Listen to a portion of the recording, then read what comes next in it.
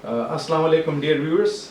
आज के इस वीडियो में मैं आपको बताऊंगा कि किस तरह आप CSS और PMS के लिए तैयारी स्टार्ट करेंगे। हमारे जो एस्पायरेंट्स होते हैं उनका जनरली यही मसला होता है कि या तो उनको प्रॉपर गाइडेंस नहीं मिलती या उनको जो है वो CSS PMS के बारे में बेसिकली पता नहीं होता है। तो इसी वजह से वो हमेशा यही सवाल पूछते हैं कि हम किस तरह CSS और PMS के लिए तैयारी स्टार्ट करें। तो आज के इस वीडियो में मैं आपको ये बताऊंगा कि किस तरह आप CSS और PMS के लिए तैयारी स्टार्ट करेंगे। तो सबसे पहले जो आपके पास इम्पोर्टेंट चीज़ है that is that you should know the basics of CSS and PMS. Now what do you mean by the basics of CSS and PMS? तो basics of CSS और PMS का हमारे पास मतलब ये है कि CSS क्या है, PMS क्या है, इसका एग्जाम कौन लेता है, ये कंडक्ट कब होता है, इसी तरह इसमें हमारे पास किस किस्म के पेपर्स होते हैं, कौन कौन से ऐसे टॉपिक्स होते हैं जो कि इसमें इंक्लूडेड होते हैं। So it is very much important that you should know about the basics of CSS and PMS. And I have already made a video regarding the basics of CSS and PMS. I would like to recommend you people to watch that video ताकि आपके जितने भी confusions है वो solve हो जाए। तो आपने जब CSS और PMS के बेसिक्स के बारे में इंफॉर्मेशन हासिल कर लिए हैं, उसमें आपके पास जो सबसे ज़्यादा इम्पोर्टेंट चीज़ है दैट इज़ द सिलेबस। अब सिलेबस में आपको ये बताया जाएगा कि आपके पास इसमें कंपल्सरी पेपर्स कौन से हैं, ऑप्शनल पेपर्स कौन कौन से हैं, आपके पास इसमें कौन कौन से टॉपिक्स इंक्लूडेड हैं, कौन कौन से एरियाज ऐसे हैं जिस पे आप लोगों का कमांड हासिल करना बहुत ज़्यादा ज़रूरी है। So once you get the basic information about the syllabus of CSS and PMS and all the subjects, तो फिर आप जो है वो स्टेप 2 पे आ जाएंगे। And step 2 is to get the right books. Right books का मतलब ये है कि आपके पास मार्केट में बहुत ज़्यादा बुक्स अवेलेबल है। Now you have to shift कि आपके लिए कौन कौन से बुक्स ऐसे हैं जो कि आपको पढ़ने चाहिए, कौन से बुक्स आपके पास ऐसे हैं जो कि आपको फ़ायदा दे सकते हैं। देखिए, we have got a body, we are human beings। तो अगर हम किसी किस्म का ख़राब खुराक खाते हैं तो उससे हमारा जो स्टमक होता है, मैदा होता है, वो ख़राब होता है और फिर उससे का जो है वो इंसान पे बहुत बुरा असर पड़ता है। Same is the case of reading books. हमारा जो माइंड है ये भी खुराक लेता है, but it takes its food in the form of information, it takes its food in the form of knowledge. अब अगर आप अपने माइंड को गलत किताबें आप पढ़ते हैं तो आप अपने माइंड को गलत फीड कर रहे हैं, आप उसको सही खुराक नहीं दे रहे हैं, तो इस वजह से फिर आप जो है वो राइट डायरेक्शन में जो है वो नहीं जा सकते। तो इसके लिए जो आपके पास राइट बुक्स हैं, इंशाल्लाह मैं उस पर जो है वो वीडियो भी बनाऊंगा कि कौन कौन से बुक्स आपके पास ऐसे हैं जो कि आपको पढ़ने चाहिए। लेकिन जो आपके पास FPSC के वेबसाइट पर या PMS के वेबसाइट पर यानी आपके पास जो है वो आए हैं, those recommended books are very much important, आपने उसको ज़रूर पढ़ना है। फिर उसके बाद आप जो है वो आ जाएंगे तीसरे स्टेप पे, और वो ये कि राइट बुक्स के साथ साथ आपको न्यूज़पेपर और मैगजीन ज़रूर पढ़ना चाहिए। याद रखिए, अगर आप सिर्फ और सिर्फ बुक्स को पढ़ते हैं और आप अपने आप को न्यूज़पेपर और मैगजीन के साथ अटैच नहीं रखते हैं तो आपका जो इन्फॉर्मेशन होगा वो आउटडेटेड हो जाएगा। And it is very much important to know कि आपके पास CSS और PMS में हमेशा आपने अपडेटेड इन्फॉर्मेशन को पढ़ना होता है। न्यूज़पेपर आपके पास मुख्तलिफ हैं, बहुत से हमारे पास जो मेंटोर्स होते हैं वो यही कहते हैं कि डॉन न्यूज़पेपर को पढ़ें, तो ज़रूरी नहीं कि आप सिर्फ और सिर्फ डॉन न्यूज़पेपर को पढ़ें। आपके पास और भी बहुत ज़्यादा मुख्तलिफ न्यूज़पेपर्स है जिसको पढ़ना आप लोगों के लिए बहुत ज़्यादा ज़रूरी है। इस तरह आपके पास मैगजीन्स होते हैं जो कि नेशनल और इंटरनेशनल अफेयर्स को कवर करते हैं। तो रिकमेंडेड बुक्स के साथ साथ आपने क्या करना है, आपने जो है वो न्यूज़पेपर और मैगजीन को भी ज़रूर पढ़ना है। फिर इसके बाद फिर नेक्स्ट आपके पास ये है कि आपने अपने लिए एक शेड्यूल जो है वो तैयार करना है और आपने उसको ज़रूर फॉलो करना है। देखिए, इंसान जब सबसे पहले CSS और PMS की तैयारी स्टार्ट कर लेता है तो उसके ज़हन में यही पॉइंट होते हैं कि बस नहीं, मैंने इसको करना है और मैंने इसको जो है वो 15 घंटे और 16 घंटे पढ़ना है। नो, सिर्फ स्टार्ट में आपने नहीं करना है, बल्कि आपने इसमें कंसिस्टेंसी जो है वो फॉलो करनी है। आपने अपने लिए एक शेड्यूल बना लिया कि फॉर एग्जांपल मैं रोज़ाना 8 घंटे पढ़ूंगा, तो अब ये 8 आवर्स की जो आपकी स्टडी है ये इस तरह नहीं कि आप सिर्फ और सिर्फ इसको एक मंथ के लिए करें, बल्कि ये ज़रूरी है कि आप इसको कंसिस्टेंटली जो है वो क्या करें, आप इसको फॉलो करेंगे। तो जितनी आप लोगों की कंसिस्टेंसी होगी उतना आप लोगों के कामयाब होने के चांसेस बहुत ज़्यादा होंगे। اگر آپ کہتے ہیں کہ یار میرے لیے جو ہے وہ بہت زیادہ مسئلہ ہوتا ہے کہ میں 8 گھنٹے یا 9 گھنٹے کی جو ہے وہ اسٹڈی کروں، تو آپ کوشش کریں کہ فار ایگزامپل آپ 3 آورس پر ڈے سے اسٹارٹ کریں اور ان کے ساتھ جو ہے وہ 10 منٹس جو ہے وہ ڈیلی بیس پر جو ہے وہ ایڈ کریں. تو فار ایگزامپل آج آپ نے 3 گھنٹے پڑھ لیا تو کل آپ جو ہے وہ 3 آورس 10 منٹس کا پڑھ لیں گے، پھر نیکسٹ ڈے پہ 3 آورس 20 منٹس ہو جائے گا، اور اس طرح جو ہے وہ آپ اپنے ٹائم کو جو ہے وہ 8-9 آورس تک پہنچا سکتے ہیں. اگر آپ جو ہے وہ فار ایگزامپل ایک فل ٹائم اسٹوڈنٹ ہے اور آپ صرف اور صرف پی ایم ایس اور سی ایس ایس کی تیاری کر رہے ہیں، تو پھر تو یہ بہت زیادہ ضروری ہے کہ آپ کیا کریں 8-9 گھنٹے کی جو ہے وہ یا 10 گھنٹے کی اسٹڈی کریں. ہاں اگر آپ کا کسی قسم کا جاب وغیرہ ہے تو پھر اگر آپ 3-4 گھنٹے کی پڑھائی کرتے ہیں تو پھر بھی جو ہے وہ آپ اس سے جو ہے وہ اپنے سی ایس ایس اور پی ایم ایس کو کوالیفائی کر سکتے ہیں. نیکسٹ آپ کے پاس جو سب سے زیادہ امپورٹنٹ چیز ہے وہ یہ ہے کہ آپ کے پاس ہر ایک سبجیکٹ کا ایک سپریٹ رجسٹر ہونا چاہیے.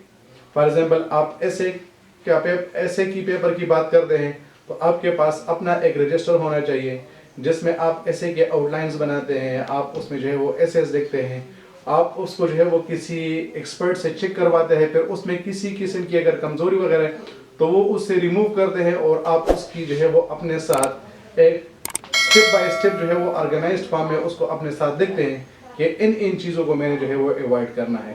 یا فار ایگزامپل آپ نے جو ہے وہ پاکستان افیئرس کے لیے جو ہے وہ ایک رجسٹر بنایا ہوا ہے، یا آپ نے کرنٹ افیئرس کے لیے ایک رجسٹر بنایا ہوا ہے، تو آپ اس میں جو آپ کے پاس جو ہیپننگز ہوتی ہے، جو نئی نئی چیزیں آتی ہیں، آپ ان کو دیکھتے ہیں اور اسی کے مطابق آپ اپنے تیاری کو جو ہے وہ آگے لے کر جاتے ہیں. تو رجسٹر آپ لوگ بہت سے ہمارے پاس جو ہے وہ ایکسپیرنٹس ہوتے ہیں جو کہ پیجز پہ لکھتے ہیں، تو پیجز کی یہ چانسز ہوتے ہیں کہ وہ آپ سے مسپلیس ہو سکتے ہیں، لیکن جب بھی آپ کے پاس ایک کاپی ہوگی، آپ نے ایک رجسٹر اس کے لیے بنایا ہوگا، تو پھر اس کے گم ہونے کے یا مسپلیس ہونے کے چانسز جو ہے وہ بہت زیادہ کم ہو جاتے ہیں. پھر نیکسٹ آپ کے پاس جو ہے وہ یاد رکھیں آپ نے اس کے لیے پراپر شیڈول بنانا ہے، رجسٹر لینا ہے، اس میں اپنے نوٹس آپ نے لکھنے ہیں.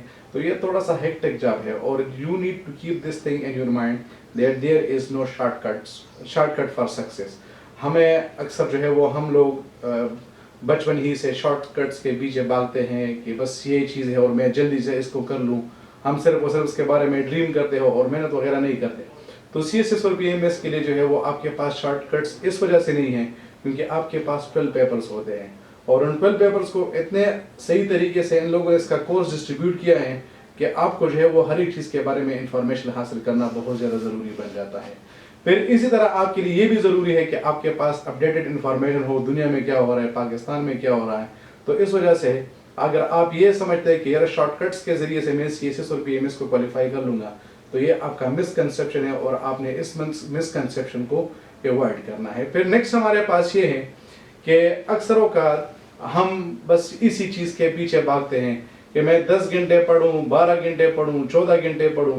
سو quantity is not important, it is quality that mattress.